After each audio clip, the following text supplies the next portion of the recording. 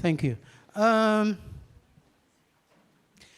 thought I would just ask our speakers to talk and speak. But unfortunately, I have someone here who used to be my vice chancellor. I think he still believes that he's my vice chancellor. And I'll start from what he actually has written. I remember reading two years ago, like 2 pages.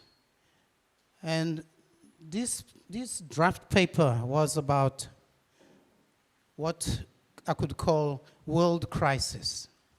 We are in a crisis with Trump, now Boris, what's happening in France, and of course, connecting that to what's happening in this continent, Africa.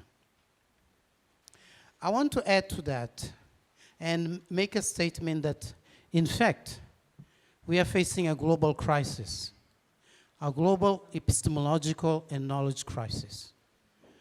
And I've seen that the last 3 or 4 meetings that I attended in the US, in Mexico, even in Cuba, there was an attempt to actually reflect back and to look at the theoretical frames we've been using to make sense of our own experience in different countries. And I think, although they're still valid, I think we're a bit bankrupt in that process. For a variety of reasons. I can say today that the problems of the South, global South that we'll be talking about, have become also problems of the North. Whether we're talking about race, gender, ethnicity, crime, violence, autocratic leaders, dictatorships, they're problems of the North.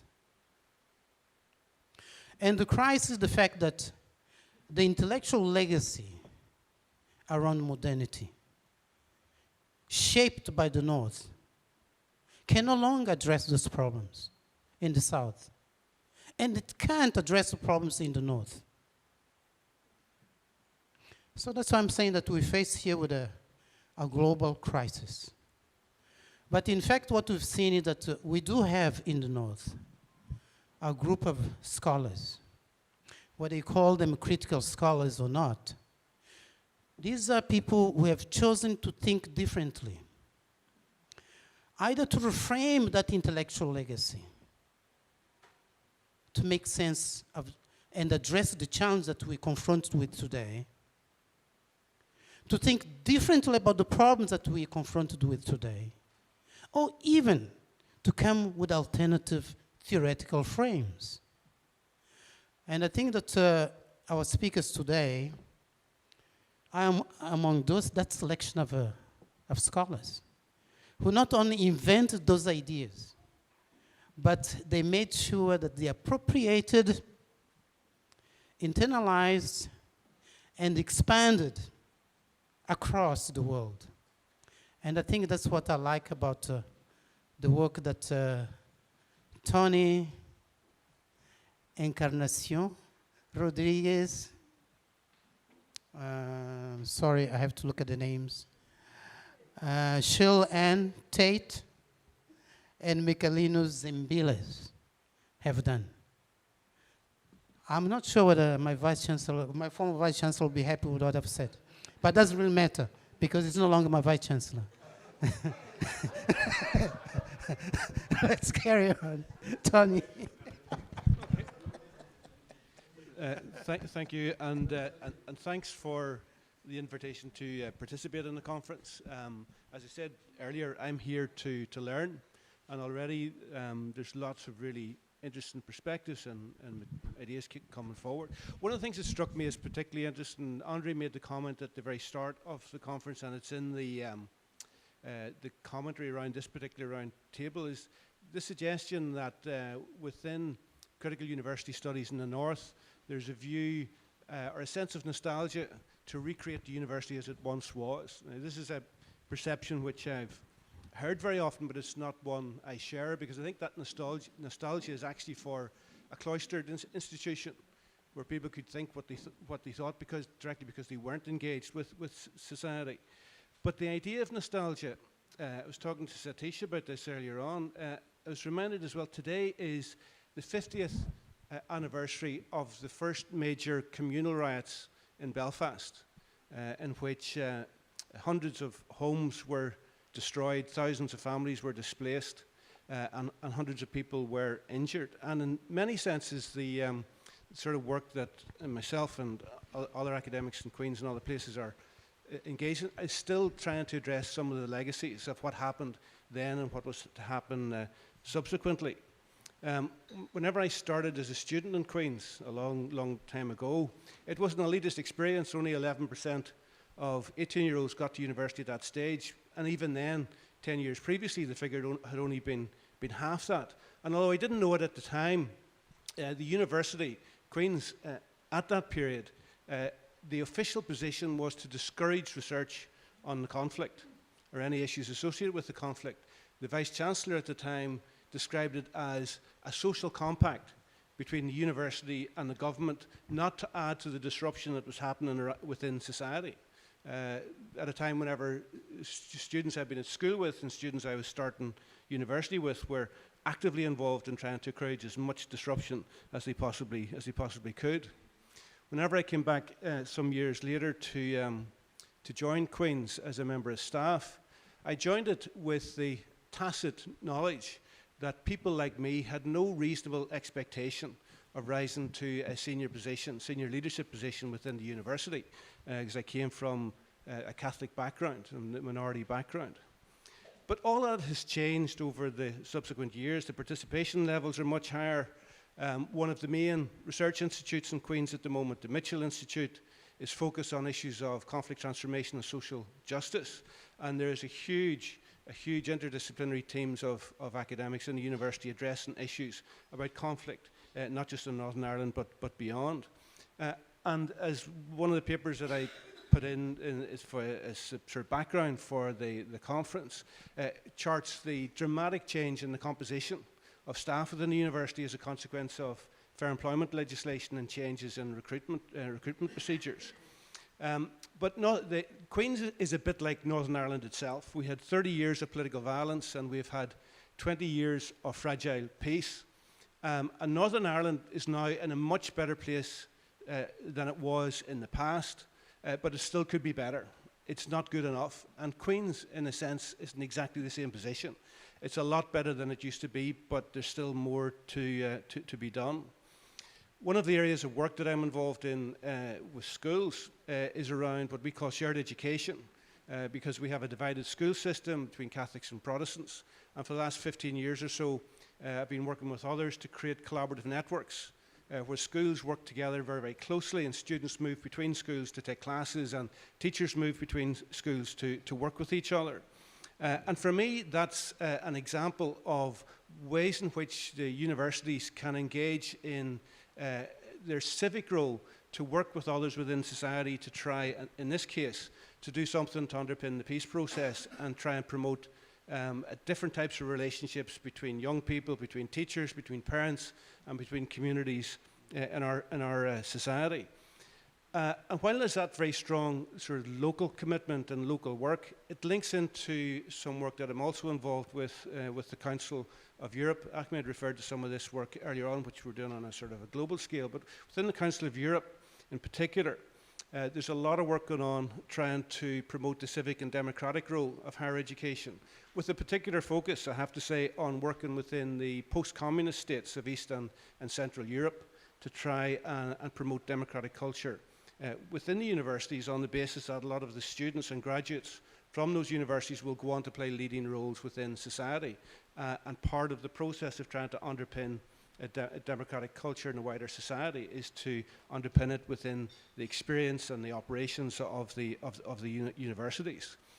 And in doing that, there is an important sense in which we look to traditions of the past, as we heard from Su Ming just before, as part of the ways of legitimizing and supporting that process. We look to the influence of Bacon and the Enlightenment, where he talked about the importance of universities being places that were engaged with society and doing good work, as opposed to what they became for a long period, cloistered as institutions removed from the day-to-day issues of society, or Dewey's work on the role of education in promoting democracy. All of these are influences that we try to work with.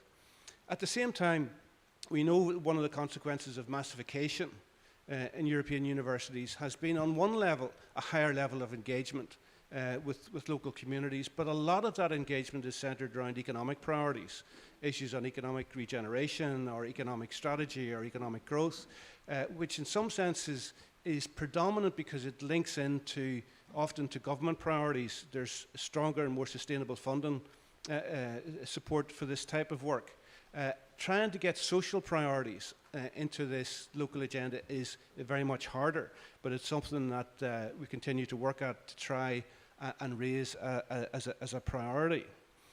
One of the themes which has come up a lot today, one of the terms that's come up a lot today is the notion of neoliberalism. I have to say, from where I'm sitting, I don't find that a terribly useful concept. Neoliberalism has been around since the 1970s, not just since the end of the Cold War. And for me, it covers such a wide range of programs. It's not a singular concept, that I'm not sure using it as if it's a singular concept is actually that terribly helpful. And as Michael has said in his introductory comments, at the moment, one of the huge challenges we're facing within Europe is the challenge of populism and populist politicians. And they raise a particular challenge to universities and to higher education because of their use of emotion in their political appeals, but also because of their disdain for knowledge, their loose relationship with anything close to truth, and their dismissal of experts, all of which is a direct challenge to some of the things that in many senses we take for granted as part of our contribution. And it's part of the reason why the rise of populist politics creates such a problem for the universities. But on a broader scale, I suppose one of the things which has always driven me and continues to influence me is this notion that education isn't just about one thing, but about many things. And the key is to focus on the many different things that are there and try and change the balance of priorities. There are always spaces within education institutions, whether it's within schools or within universities. There are always spaces for struggle and resistance to dominant tendencies. And we should never lose sight of the fact that those opportunities are there, and those opportunities should be seized, and we should try to make those spaces as big as possible. We shouldn't forget that the priorities of the government or the state aren't always reflected in the priorities of the leadership of institutions. And the priorities of the institutions are not always reflected in the practice of the academics within the institutions. We can mediate the messages that we can get. We do not have to blindly accept priorities that come from above, but we can resist, we can sort of mediate them and change the way that they are doing. Because sometimes we talk about the impossibilism created by a neoliberal framework. For me, nothing is impossible. It's one of the messages of Mandela. Education is one of the greatest forces for changing the world. If that's true, then nothing should be impossible. We should be able to use education in whatever ways we can to try and establish those newer, more progressive outcomes. In another vein and in a different context, Gramsci talked about pessimism of the intellect and optimism of the will. The capacity to recognize the difficulty of the challenge that we're facing, the difficulty of trying to overcome some of the reactionary forces that exist, but the absolute commitment that it is possible to do, and we should keep working to try and achieve those ends, no matter what barriers we come across along the way. For me, this is one of the important lessons for our experience in Northern Ireland generally. It's one of the important lessons, if you look at the history of education across a whole range of different places, that despite setbacks, despite barriers, despite challenges, it is always possible to push forward for change. And that should be the driver and the motivator for keeping us doing the work that we're doing. Thank you.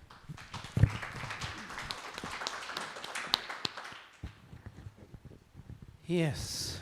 Encarnación. Well, I will continue actually with the impetus really to keep us moving. And I just had it here. And I would like to start with a quote by Toni Morrison that left us on the 5th of August, that for me, in a way, kind of summarize what I understand under critique and our goal in academia. And it's a quote on language. And she says, "The systematic looting of language can be recognized by the tendency of its users to forego its nuances, complex, midwifery properties for menace and subjugation. Oppressive language does more than represent violence. It is violence, does more than represent the limits of knowledge. It limits knowledge. Whether it is obscuring state language or the forelanguage of mindless media, whether it is the proud but calcified language of the academy or the commodity-driven language of science, whether it is the malign language of law without ethics or language designed for the estrangement of minorities, hiding its racist plunder in its literary chic, it must be rejected, altered, and exposed. It is the language that drinks blood, laps vulnerability, tucks its fascist boots under crinolines of respectability and patriotism as it moves relentlessly towards the bottom line and the bottomed-out mind. Sexist language, racist language, theistic language, all are typical of the policing languages of mastery and do not permit new knowledge or encourage the mutual exchange of ideas. This is part of your speech, of your Nobel Prize speech in 1993. And for me, it summarizes actually the task that I have as an academic. The task actually to point out this racist, sexist language, the forms of discrimination that exist in this society as a sociologist do. So in a way, you introduce us as thinking in the North about modernity and having a crisis now.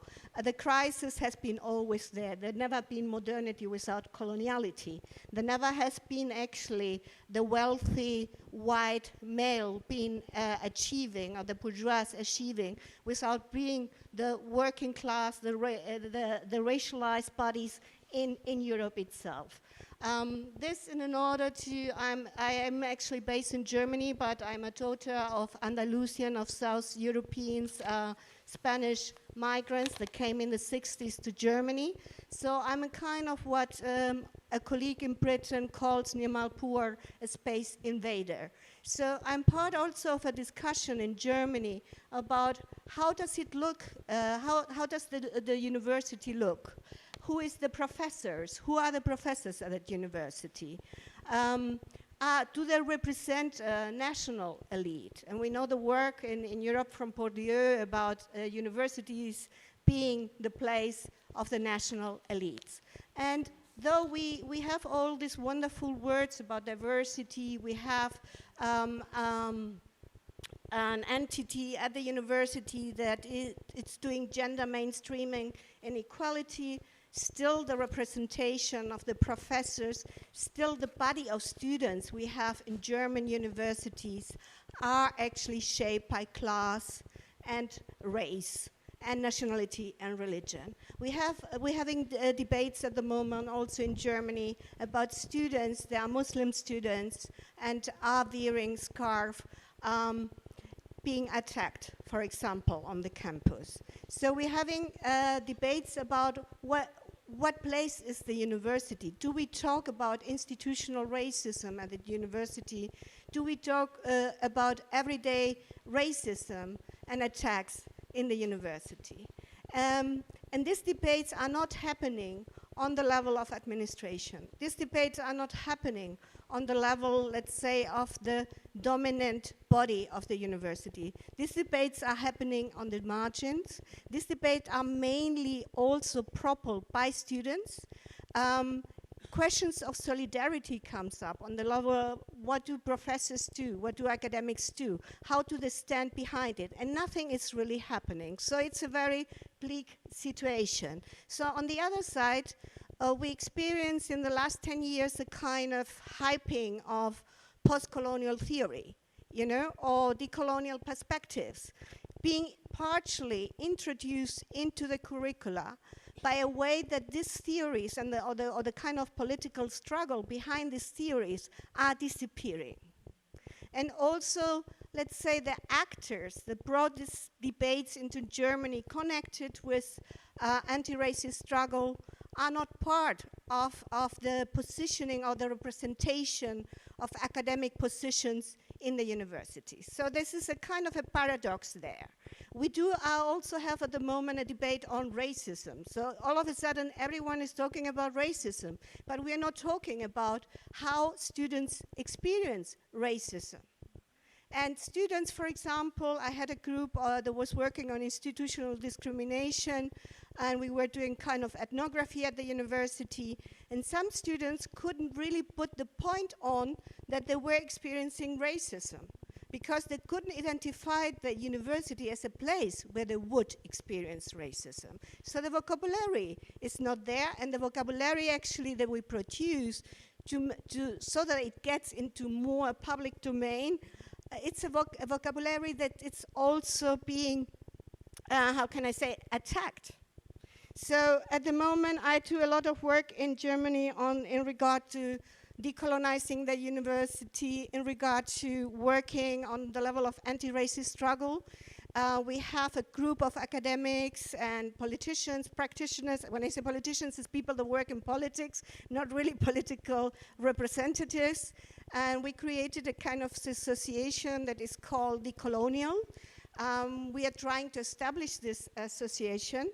But I don't see us, our imaginary is that at one point, we will be a committee that decides about research funding, that is a kind of a lobby for colleagues in order to campaign for an anti-racist university, to create a kind of trade union. We don't have a trade union working on the level of academics, which I think is also very interesting, that when we experience attacks, we actually don't have a body of political organizing, a collective body of political organizing where we can address these questions. So for me, in a way, this is a very important point to think about political organizing on a collective level in academia. We see it very often on the level of students.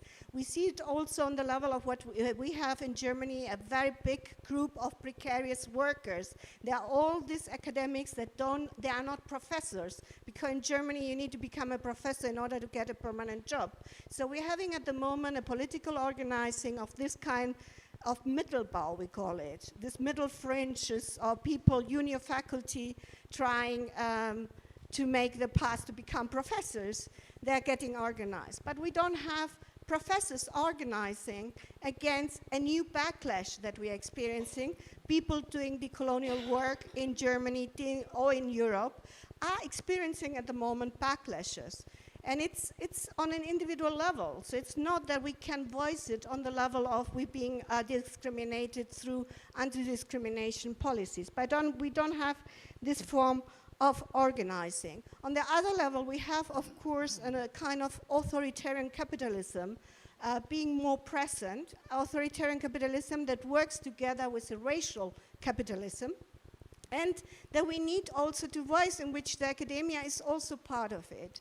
I have been looking very much on academic capitalism also in order to understand what's going on with these universities organizing around producing assets, producing capital, accumulating capital, and so on. I think it's important to see it as part of racial capitalism, but especially also this dimension that we have now, which is authoritarian. We have I just found out, and I say I just found out, it sounds a bit strange, but I always thought that I'm working in a democratic institution, and I found out I'm working in an authoritarian institution, in a hierarchical institution, that German university is one of the last niches of medieval times. I am a civil servant. I'm not supposed to speak here like that, because I'm subjected to my administration. And it's quite interesting to see in the moment of modernity that there is a coloniality in place, and that the idea of the civil servant is one that is not political active. And when the moment you are political active on the level of social transformation, you can become a target. So in a way for me, and sharing with a lot of what has been said here, and I would like to make here a point in my contribution, is actually to strengthen our ways in this kind of work that we do collectively to challenge the institution, to do the curricular work that we are doing despite of if it's this curricula actually something that is accepted or not. But also on the level of political organizing to strengthen ourselves and to go forward. And here is my final thought.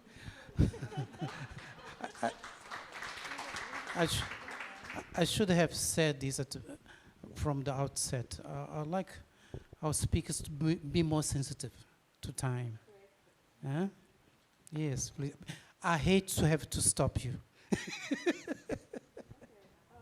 be quick. I've been struggling for several years. That always happens. Is it on now? Okay. No, it works. It's fine. I've been struggling for several years in the UK trying to think about how can you build something that refuses to be built? That is, how can you build an anti-racist university that refuses to be built? And the people who do the refusal are people within those institutions, because we make universities, right? Universities don't make themselves. We are the very people who stand in the way of this particular transformation. And the other thing that I've also been struggling with as well is about what gets taken up in our universities and what does not get taken up. One of the things that's been taken up quite a lot and is used in management speak is decolonizing the white curriculum.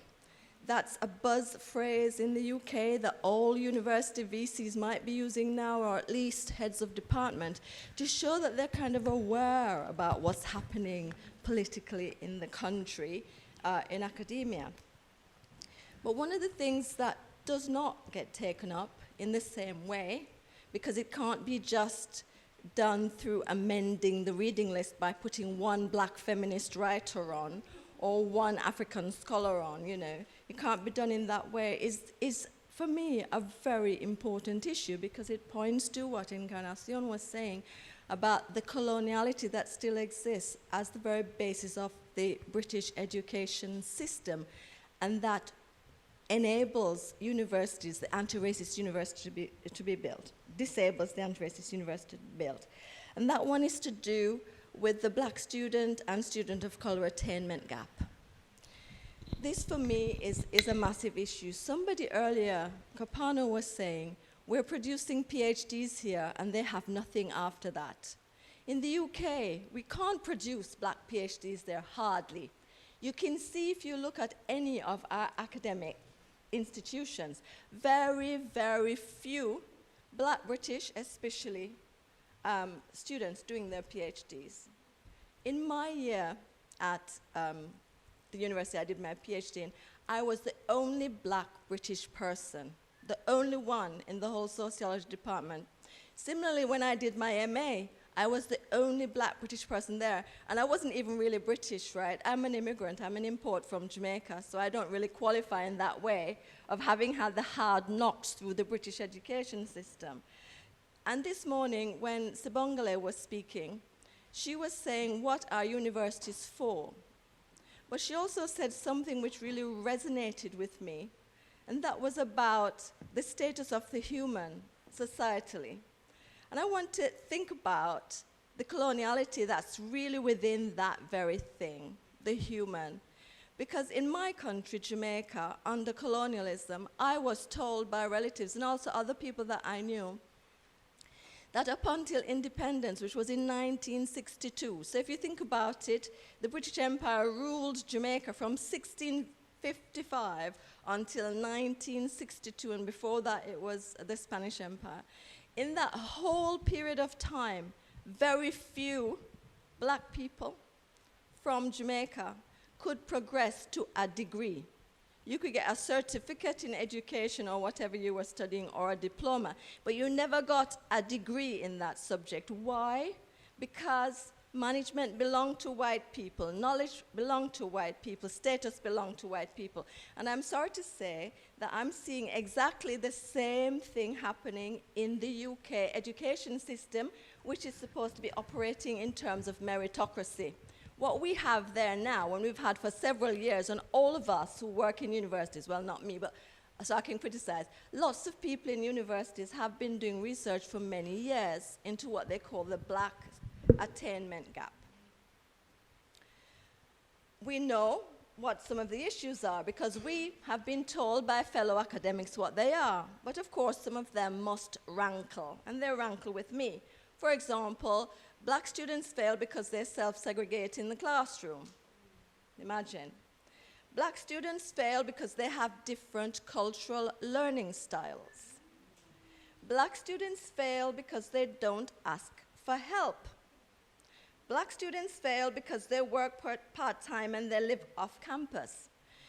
There are no black academics entering the discipline because black students don't want to become academics. They want to become lawyers, doctors, or engineers instead because the pay is better. Now, what's never looked at, of course, is the institution, because as usual, you know, it's black people, people of African descent, people of color that have got to be made out to be the problem, never the institution. And Claire this morning spoke about institutional culture. And for me, that is one of the things that we really have to change. I've got like 2 minutes, Michael, right? Right? And one of the big blocks for me in the UK to changing institutions is the very thing that should be changing the institutions: equality, diversity, and inclusion. We've had these policies in our institutions for many, many years, ever since the kind of formulation of the Race Relations Act, the Sex Discrimination Act, etc. They've been quite there in the universities as bureaucracies that, you know, we have the policy, we have the practice, you know, you put on your application form, you put your ethnic minority status, so that must mean something. But unfortunately, equality, diversity, and inclusion is a block to change because it doesn't look at the actual experiences of black students in the classroom. Black students in British classrooms. I was a black student in a British classroom, and I don't think it's changed that much. If I had not had those two black lecturers, Ranjit Arora and Raminder Singh, I still remember them with great love. If I had not had them, I would have left after the first semester of being taught in a British institution. I would have left because I was made to feel like I was stupid, I never amount to anything, and what do you people from the Caribbean know anyway, right?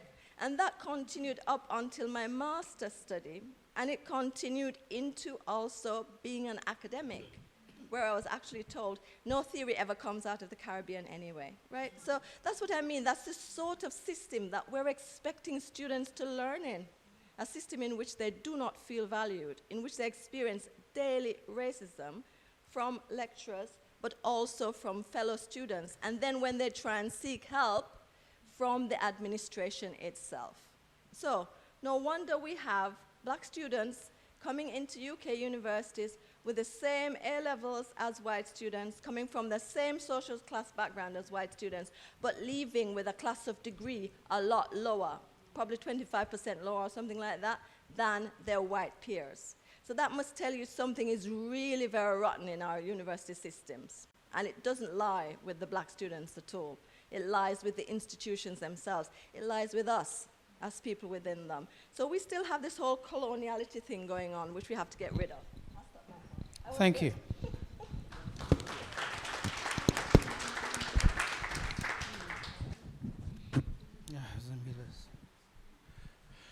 Okay. There were two questions for this panel.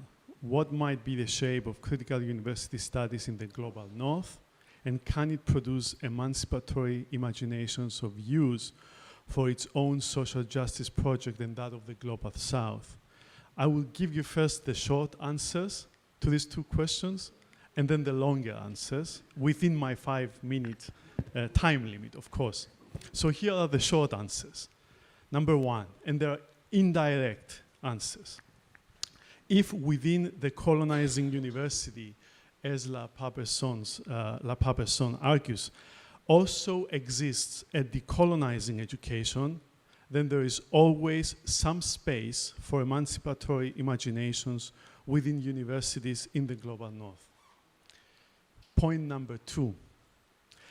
We should not forget that the project of developing and deploying critical knowledges and intellectual practices carries within itself the possibility of its own demise, as it is difficult to be always cognizant of its own epistemological and other limitations.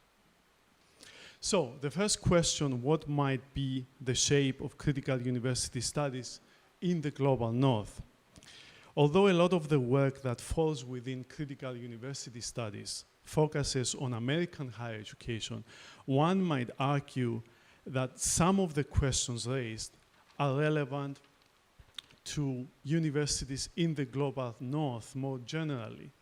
Some of these questions, as Box and Mitchell in their famous 2018 article suggest, are the following, and I quote, "How might we, as scholars whose lives and livelihoods are entangled with institutions of higher education, address these institutions in this moment and moving forward? How do we understand the histories of such institutions in order to do so? What forms of knowledge and what types of tools are available for scholars to work in, through, and on these institutions? Toward what ends do we labor?" End of quote. Through the work of critical university studies, then, scholars in the global north can raise critical questions about issues such as corporatization, privatization, and student debt in higher education, and their implications for higher education as a public good. But more importantly, I think, the work of critical university studies debunks widespread fantasies that the university is the scene of social mobility, racial equality, and self-transformation for the disenfranchised. Drawing on the seminal work of Newfield and others, Briggs and Mitchell point out that the university and those who work in it today are implicated both in the reproduction of such fantasies and the epistemology of forgetting that subtends them. And so they ask, and I quote, "How much certainty about the progressive nature of the university must we presume such that the public university itself appears to be innocent of the neoliberalism that has come so thoroughly to pervade it?" End of quote.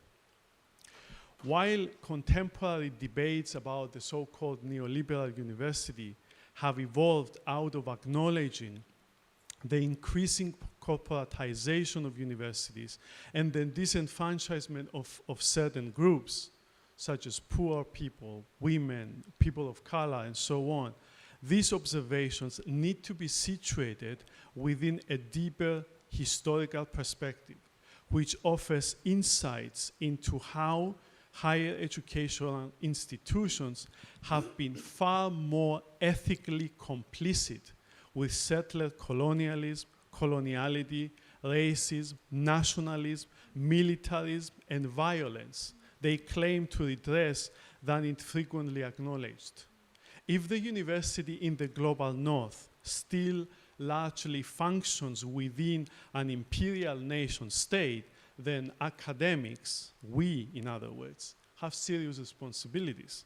The question, of course, is the following, to paraphrase a bit the second question of our panel. To what extent can our efforts challenge the ethics, politics, and epistemologies of universities historically operating in the service of a colonial logic and produce emancipatory imaginations? I would argue that recognizing and challenging the neoliberal and colonial logics at work in higher education in the global north means opposing policies and practices that exacerbate inequalities and unequal power relations rooted in the histories of coloniality.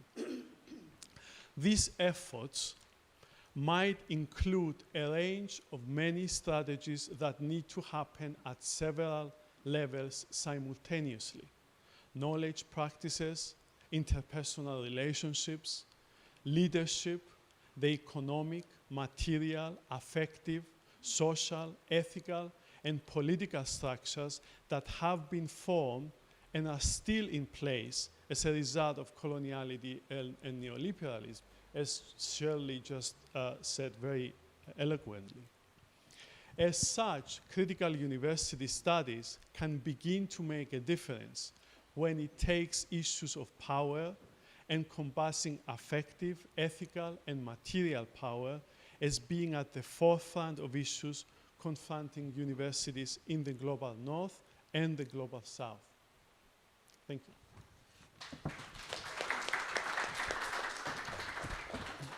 Thank you.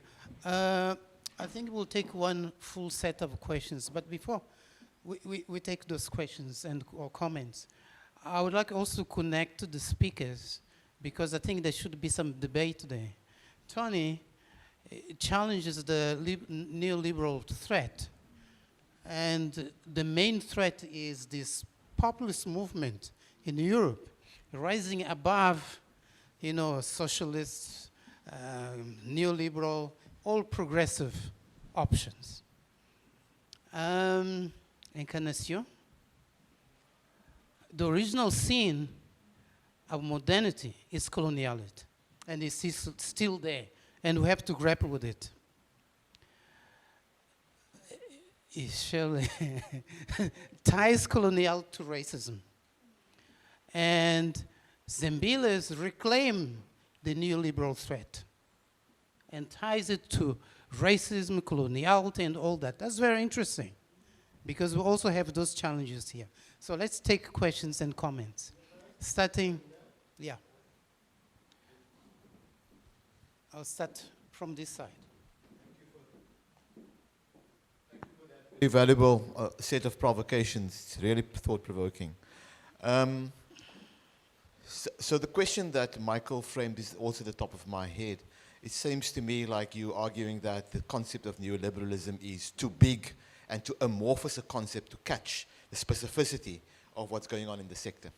So that's my starting point. But the point that I want to raise is to provoke all of you, is to counter-provoke hopefully all of you.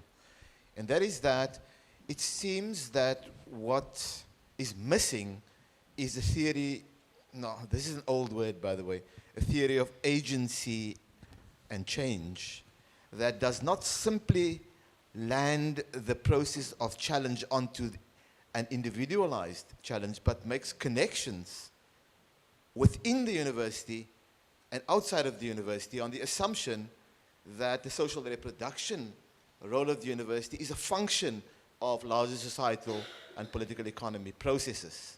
So that if you locate the agency almost semi-autonomously in the university, you struggle to make the connections to the outside. I've got two more other things, but I think I'll just leave it at that, if you get what I mean. Yep, that's it too. Thank you, Michael. So, talking about change, my own experience, Shirley, is that class has also been a very great influence on education in the United Kingdom, for example. So, to what extent is that changing in comparison to how race, the question of race, is changing in the field of education?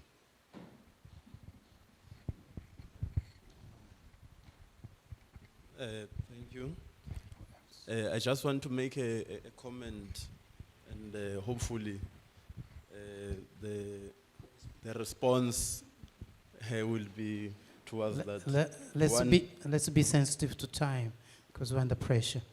Carry on. No, Sorry to interrupt you. That's cool. Now, the comment that I want to make is that I like the idea of how you are driving the notion of a colonial university in the global north, because that's the reality there is no good university that once existed as can be assumed. I think you have debunked that quite well.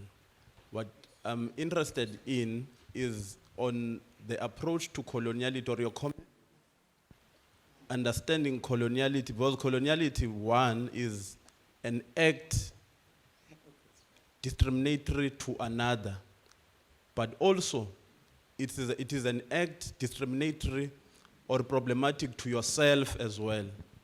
So what are the weaknesses, therefore, of the logic of coloniality in those institutions on themselves now and in their interaction with the rest of the world? Thanks.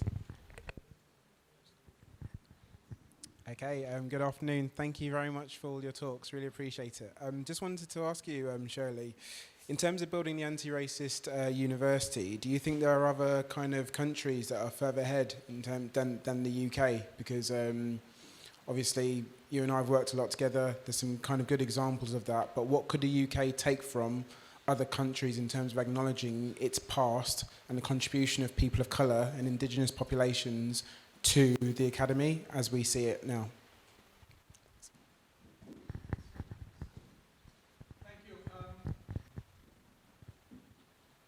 Thank you very much. Oh, sorry. Thank you.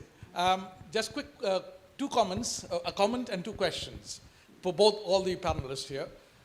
Thinking in questions in terms of tokenism. Where does tokenism play in the higher education system when you're dealing with these questions? Number one. The second is about ethics, about the issue of ethics, which sort of should be underwriting or overriding all of that we do. Two questions. The comment is more in terms of the attainment, questions of attainment, and I like to share my own experience of that attainment when I look at students. And I had actually conducted a short survey in my own university with BME communities. And I found that students coming out with a first-class degree into the university system goes out with a third-class degree. Okay, I have proof of that. I have given it to the higher education system. I've given it to the pro-vice chancellors to consider that. But please think about it seriously. There is a big issue because it's cash cow, yes, international students, but there is an issue about attainment. Thank you.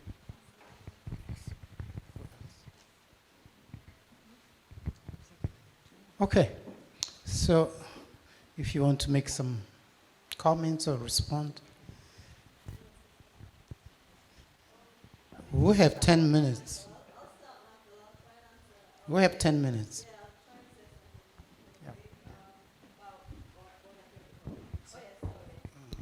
I'll try and say something that's not too much of a roundup. Yes. Underachievement is massive, I think, in the UK system. And one of the things that I really dislike about it is something that you have just put your finger on. We ask international students, not me anymore because I'm not there, but I still feel very attached to the issues there, of course. We ask international students to pay an enormous amount of cash for an English education, a British education, an Irish education, say, right? We invite them to come to our countries and give them visas to do that. We accept their English language capabilities if English is not their first language on admission. So we say, they can perform as any other student in this classroom. And yet we fail them in an enormous way. So as you say, we're using people from other countries, our international students, as a cash cow to fund our system, which doesn't have enough money to fund it. So we're using people from other parts of the world to fund British education and to fund British citizens to reproduce the same nation state and the same kind of racial hierarchies that we're used to having and that we want to maintain. So all I can say about that is shame on you, UK. Shame on you, right?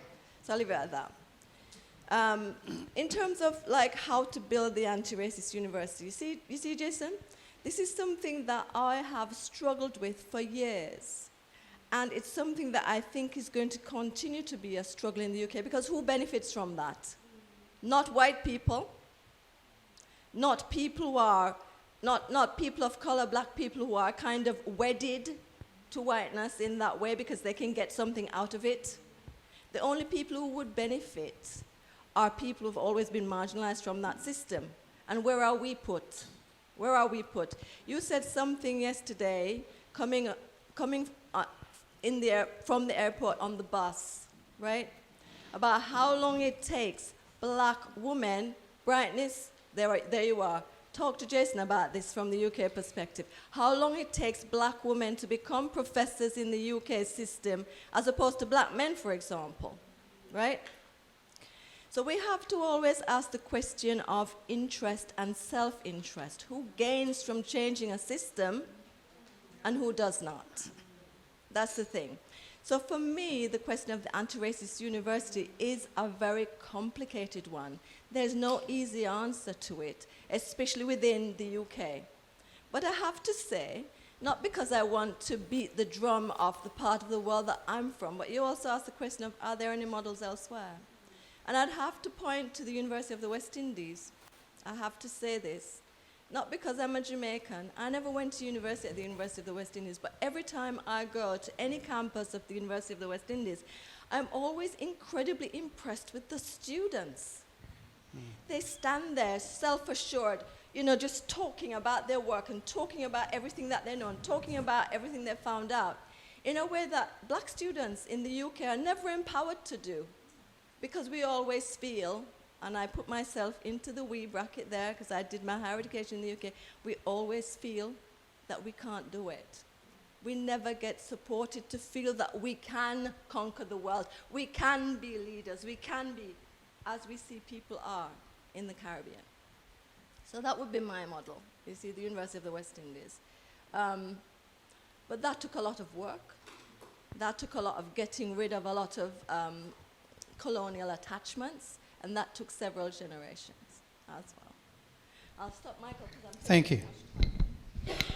Yes. Yeah, I would like to answer your question about coloniality and how coloniality is also the production of the colonizer. And I don't know if that what you meant, and how that, of course, has its end and its limits. And I think it's part of what you were mentioning as crisis. It's a crisis of whiteness, it's the crisis of the colonizer. At the same time, this same colonizer is reproducing a system or reinforcing a system that is long in place, which is authoritarian capitalism and racial capitalism.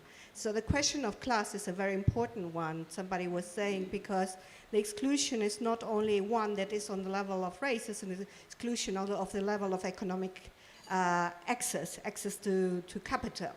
And of course, the discussions about privatization of universities and also the British system is a very class-driven system. So it's not only that there is tokens of international students, the local population doesn't have access to the Russell groups. If they don't come from families that can afford to pay the private schools. And we do have the same system in the United States.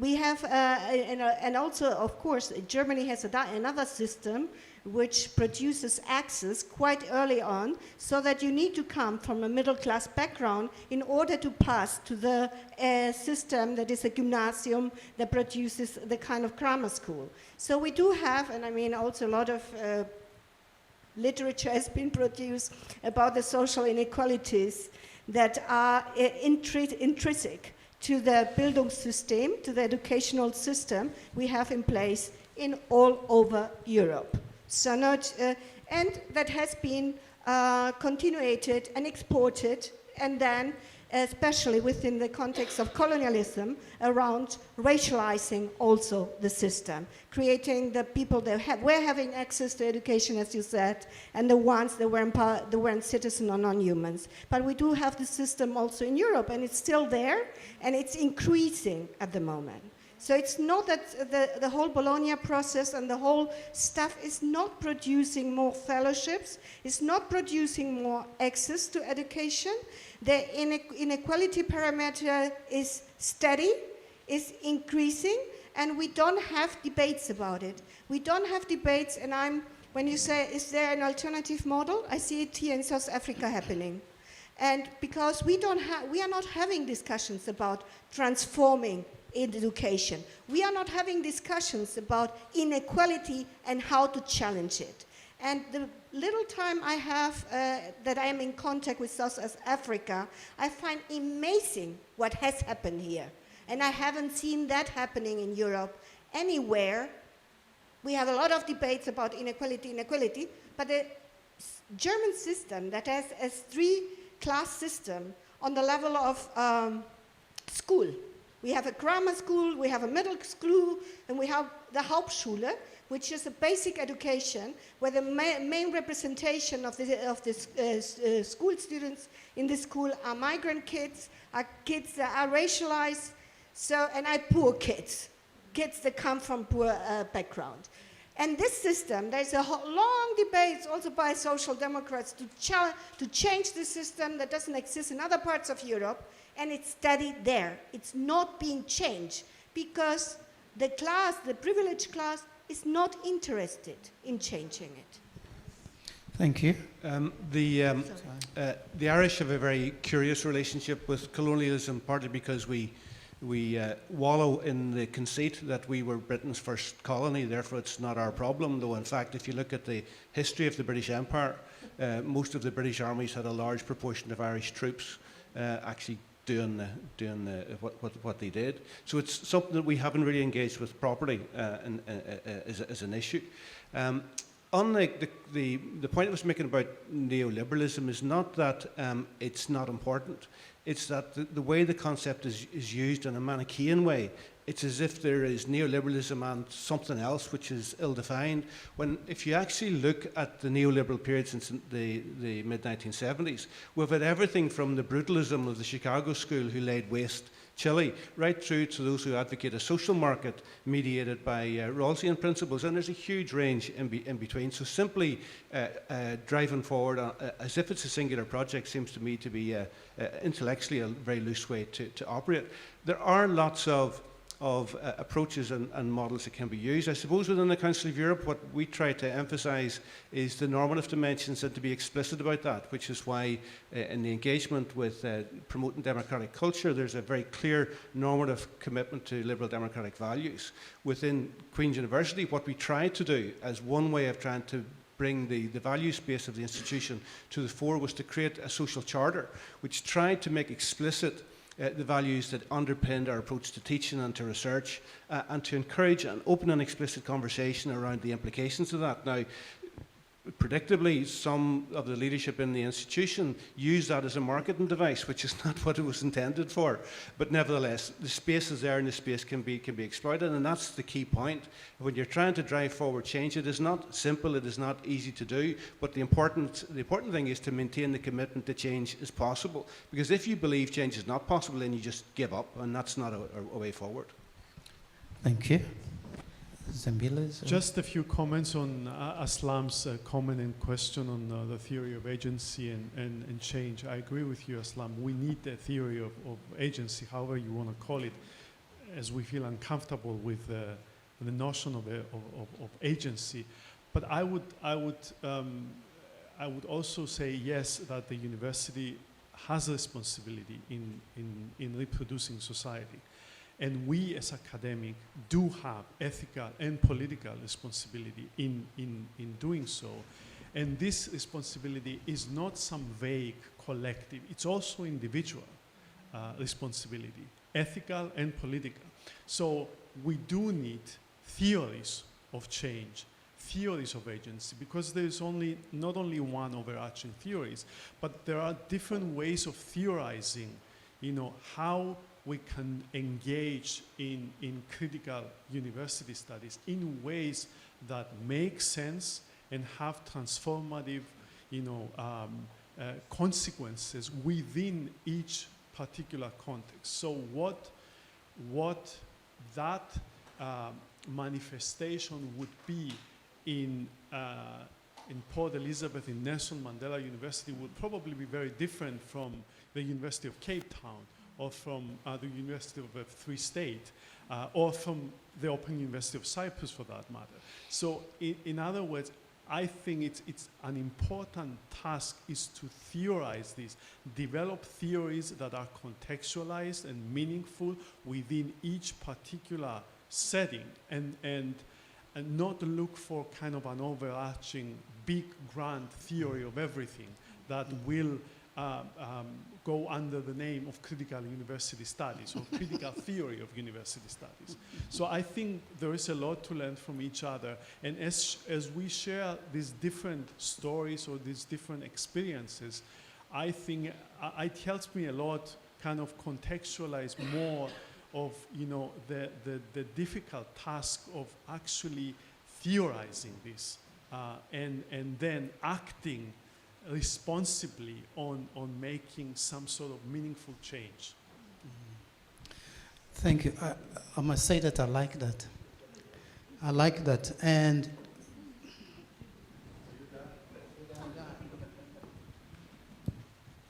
that's what the boss is telling me.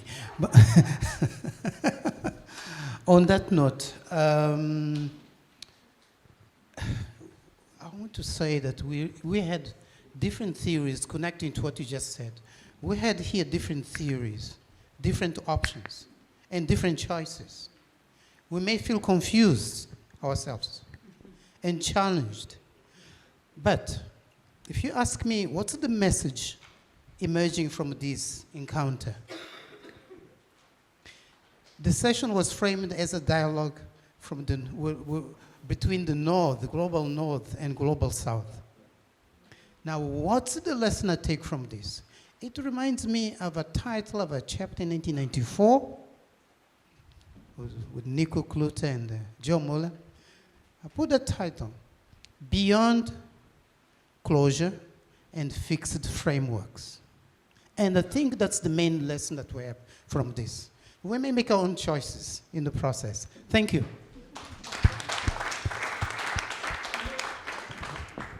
Thank you so much to the panel and to Michael.